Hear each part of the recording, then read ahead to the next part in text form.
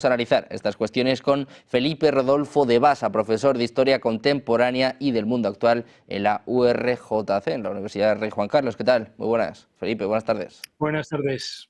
Pues encantados de tenerte por aquí mirando, bueno, pues este inicio de conversaciones, de negociaciones por Ucrania con Europa, que de momento está en la mesa de los niños, eso dicen por lo menos algunos, con Trump y con Putin, que son un poco los que llevan la voz cantante en este sentido. Y te quiero preguntar por las imágenes que se han hecho virales en las últimas horas con los desplantes de Trump a Macron, primero con el no recibimiento, luego pues poniéndolo a la misma altura que J.D. Vance en la mesa del G7. Se habla en Francia de humillación total. ¿Tú lo has visto así?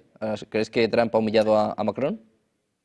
Bueno, en el tema del lenguaje gestual de Trump hemos visto de todo, incluso hemos visto cómo posturas en Twitter de quién levanta la mano, quién no, cómo se ponen los hombros, las sillas, es decir, lo que estamos viendo encima de la mesa en cualquier caso es un escenario complejo, es un escenario donde Europa no lleva una voz cantante, no lleva una voz única, lo estamos viendo como los líderes de la Unión Europea no tienen una voz en general o una voz conjunta y por tanto pues suceden estas cosas. El presidente francés por un lado, el primer ministro británico, aunque ya no forme parte de la Unión Europea, pues dando otra serie de mensajes. ¿Y qué es lo que está diciendo Putin al respecto? Pues Putin o en Rusia lo que se está diciendo, se está hablando es de un occidente colectivo, pero que no anda al mismo paso o que no anda al unísono. Y claro, luego está la siguiente tesitura. Estamos en un conflicto, pero hay que estar con todos, contra unos, contra otros. Si estoy con uno, estoy contra el otro, aceptamos eso de los odios por transferencia. El resultado de lo que pase en las próximas horas será en cualquier caso complicado. Bueno, pues un resultado complicado que se puede agravar aún más, Felipe, con una de las cuestiones que se están poniendo sobre la mesa con Francia y Reino Unido, que sabrían enviar tropas europeas, claro, y con un Donald Trump que decía que él estaba encantado, ¿no? Que decía además que Putin lo iba a aceptar. Dentro de estas primeras conversaciones, ¿crees que empezamos con buen pie, hablando de enviar tropas, primero porque somos europeos, primero porque enviamos tropas europeas y luego porque es una línea roja también para Rusia, ¿no? Para Vladimir Putin? Es una línea roja sobre todo para Europa, que si envía tropas en este sentido, pues los rusos podrían entender que esto es una declaración de guerra y los países bálticos pues podrían estar cuanto menos preocupados. Lo que sí quiero dejar claro es lo que sucede en la Primera Guerra Mundial y lo que sucede en la Segunda Guerra Mundial. Cuando acaba la Primera Guerra Mundial, en la Paz de París, en aquellos tratados, el más famoso es el de Versalles, por los palacios que estaban alrededor de París, muchas voces dijeron que eso no era ni una paz, ni un final de dos naciones en conflictos y lo que se estaban firmando eran armisticios por 20 o 30 años. Efectivamente llegó una generación después y la guerra se reabrió. Si de verdad se quiere cerrar lo que es el conflicto de Ucrania con Rusia, que no es algo actual y probablemente encontremos un fundamento directo en el año 2014 con aquellas revueltas del Maidán, pero si nos vamos antes, yo siempre señalo los acuerdos 4+2 de las reunificaciones de las dos Alemanias, donde Occidente en cierta manera promete a Rusia o la Unión Soviética de aquel entonces que la OTAN no estaría en las fronteras. Si lo que se quiere hacer paces duraderas, desde luego esto no es el camino. Al final son conflictos latentes que se abrirán o se reabrirán dentro de 10 o 15 años y hay que ver lo que podría pasar con las nuevas tecnologías dentro de 10 o 15 años. Rusia quiere una salida, Ucrania quiere una salida, el presidente Zelensky, que tiene una popularidad parece ser que bastante baja, se ofrece a salir en un brindis al sol diciendo que él se va, pero que Ucrania entre en la OTAN, pero claro, ¿qué es o cuál es el relato ruso por un lado, norteamericano por otro y europeo por otro? Las paces que se firmen no deberían de ser convencerles ni vencidos, pero bueno, es muy difícil hablar de paz cuando, como estamos viendo, se está proponiendo enviar de nuevo un ejército.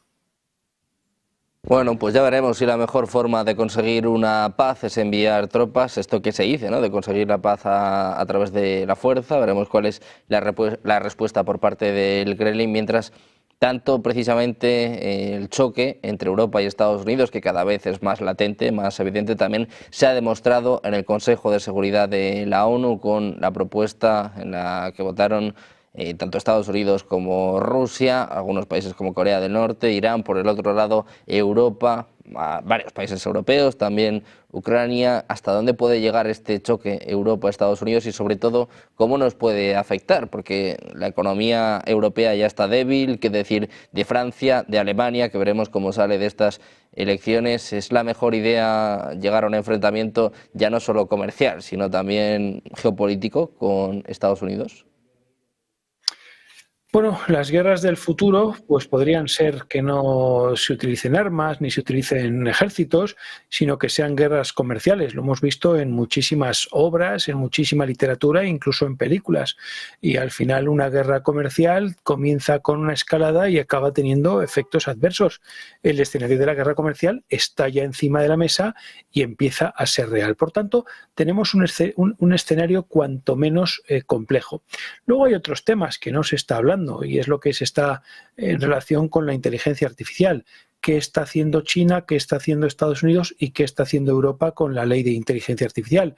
Yo como historiador afirmo que estamos ante un nuevo telón de acero digital o un nuevo telón de acero entre lo que está haciendo China y Estados Unidos, porque volviendo a parafrasear a Churchill, no nos estamos enterando muy bien de lo que está pasando con este tipo de tecnologías en China. Ya tenemos dos elementos encima de la mesa de análisis, lo que es la guerra comercial y lo que son los temas referentes a inteligencia artificial. Fíjense que entre las propuestas que yo he encontrado, y no deja de ser esto al final un cúmulo de afirmaciones y noticias, pero yo he encontrado incluso hasta que Rusia le ha ofrecido a Estados Unidos tener proyectos conjuntos en aluminio. Hay que hablar de las tierras raras, que por cierto creo que la mitad de las tierras raras actualmente que hay en Ucrania están en las zonas tomadas por Rusia, pero hay otros elementos como el titanio, el litio, el grafito, y Rusia ya está proponiendo a Estados Unidos hacer proyectos conjuntos. Claro, esto es chirriante, se coja por donde se coja, porque hablamos de que quien paga la guerra quiere la paz. La guerra que está en suelo europeo, Europa dice que va a ampliar la guerra. Por otra parte, Zelensky dice que él se va si Ucrania entra en la NATO, en la OTAN, y también Estados Unidos amenaza con que la OTAN podría tener fecha de caducidad. Al final, lo que se puede vislumbrar de todo esto es un hipotético escenario, esperamos que no ocurra, donde parte de los países europeos, digo parte porque no todos, podrían extender este conflicto con Ucrania o a favor de Ucrania y con Rusia, y por tanto tener o estar nosotros como europeos, digo, en medio de un escenario bélico a dos bandas, con un escenario físico con Ucrania y Rusia y con un escenario no físico, pero con estas tecnologías que estamos diciendo, como es el tema de la inteligencia artificial o la propia guerra comercial con Estados Unidos. La cuestión, cuanto menos, el escenario es kafkiano. Bueno, pues hablando de escenarios kafkianos, de momentos complicados para Europa, hablabas de la inteligencia artificial. Yo te quiero preguntar por las armas nucleares. Francia es la potencia nuclear que nos queda en Europa y en las últimas horas, según The Telegraph, se ha ofrecido a desplegar aviones de combate, aviones con armas nucleares en Alemania. Reino Unido, al parecer, también podría unirse a esta iniciativa de Emmanuel Macron. Parece que cada vez vemos más cercanos, más unidos a Francia y a Reino Unido. ¿Qué podemos esperar también de Alemania? ¿Qué podemos esperar de Friedrich Merz, que tan pronto dice una cosa como la otra? O sea, no sé hasta qué punto también va a dar certidumbre. Bueno, el tema de abrir el conflicto a un escenario nuclear lleva encima de la mesa desde hace un año, año y medio. Se hablaba de que no iban a ser armas nucleares generales o grandes, sino tácticas, estas armas que caen en un espacio muy concreto y lo barren todo en un kilómetro, kilómetro y medio, pero en cualquier caso ahí ya el escenario cobraría otro punto. Este peligro de usar el armamento nuclear está encima de la mesa desde hace bastante tiempo y efectivamente ahora se ha vuelto a reabrir y cobra bastante fuerza. Ahí ya el escenario podría ser cualquier cosa, porque en el momento en el que se amenace a Rusia con armas nucleares, no hay más que leer los medios de comunicación rusos y lo que dicen ellos que iban a emplear. Por tanto, ojalá no estemos al borde de la Tercera Guerra Mundial, pero desde luego meter el elemento nuclear en un conflicto en suelo europeo, pues a priori cuanto menos asusta.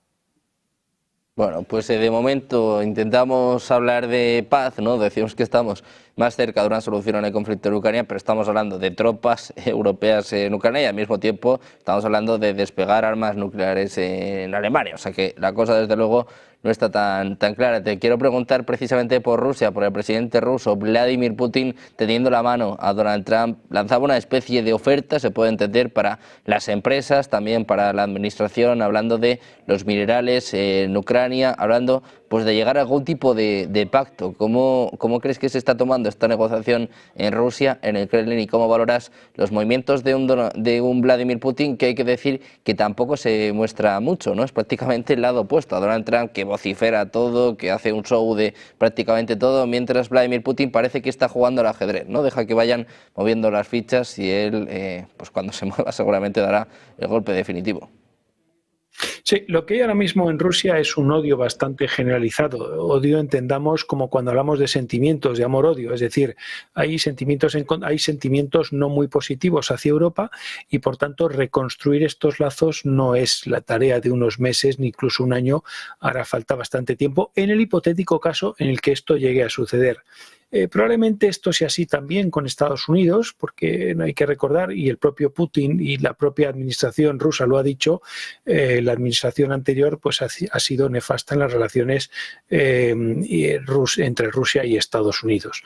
Por tanto, estas políticas de acercamiento son primeros pasos que están encima de la mesa, hay que tomarlos con mucha cautela, pero sobre todo hay que ver esto en su conjunto. Es decir, si se están cerrando viejas heridas y rencillas que yo cuanto menos las podríamos situar en el año 2014 por aquello de las revueltas del Maidán, es decir, hace ya 10, 11 años, si no antes, con los acuerdos 4+2 y si no antes de la plena Guerra Fría, y por tanto, ¿qué es lo que se está buscando? ¿Es un armisticio temporal? ¿Es una cesación temporal de las hostilidades? ¿O es la construcción de un verdadero espacio de paz, de diálogo, de concordia? Que obviamente tiene que ser entre Ucrania y Rusia, pero no hay que olvidar que hay muchos actores en la zona. Los acuerdos que se han celebrado a la fecha pues han sido en Arabia Saudí. Por otra parte, el primer ministro de Arabia Saudí pues está estableciendo o se está erigiendo como un líder regional y ha puesto el espacio, pero también hay que recordar que esto tiene que ver con el conflicto entre Israel y el Hamas, otro conflicto que ha saltado también o que se ha extrapolado a otros países alrededor. Por tanto, vemos cómo hay muchos puntos que no deben de tomarse de manera aislada, sino en un conjunto y, como decimos, intentando buscar soluciones que lo que permitan es una paz a largo plazo, porque si no, el clima bélico llegará y podría, ¿por qué no?, llegar a algún país europeo, como ya es, pero quiero decir, algún país de la Unión Europea. Bueno, pues intentando rebajar la tensión en Ucrania, ya veremos si no termina esto con una disputa mayor entre Europa y Estados Unidos. Felipe, muchísimas gracias por estar con nosotros, un placer. Muchas gracias, muy buenas tardes. Muchas gracias a vosotros, muy buenas tardes y ojalá que haya paz pronto. Esperemos.